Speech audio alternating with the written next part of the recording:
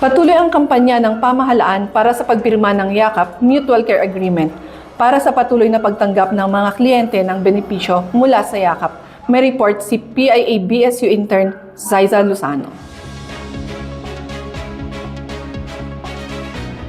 Pinalakas ng pamahalaan ang pagpapatala o empanelment sa mga primary care facilities. Layunin nito na hikayatin ang publiko na magparehistro sa health units o primary care providers sa kanilang mga lugar upang masiguro ang mas organisado, tuloy-tuloy at maayos na access sa mga serbisyong pangmedikal. Sa pamamagitan ng pagpapatala o empanelment slip, masisiguro ang tuloy-tuloy na pagtanggap ng mga benepisyo sa ilalim ng PhilHealth YAKAP. Kung ikaw ay nagpa-empanel or naging member ng isang YAKAP is ma-avail mo ng free yung services under sa YAKAP benefit. So ito ay outpatient benefit po. Ibig sabihin, ito ay nabibigay sa mga patient na hindi kailangang ma-admit sa hospital. So under dito is primary check-up. So general check-up po siya. And then yung 15 diagnostic na laboratories. And then we have the cancer screening. Para magparehistro sa programa, magtungo lamang sa pinakamalapit na YAKAP clinic sa inyong lugar.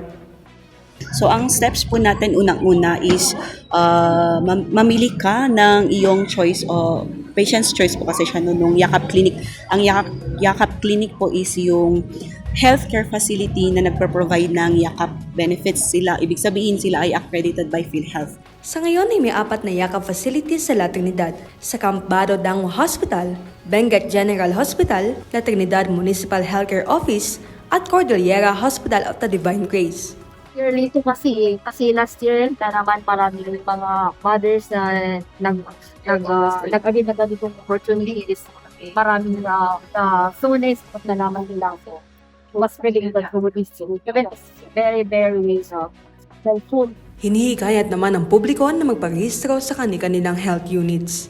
We encourage po yung public na to choose your own YAKAP clinic.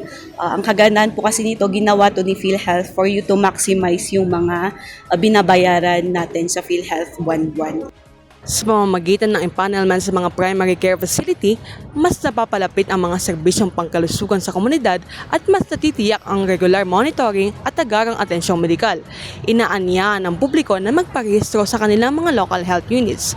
PIA-BSU intern Zaiza Luzano para sa PIA News Cordillera.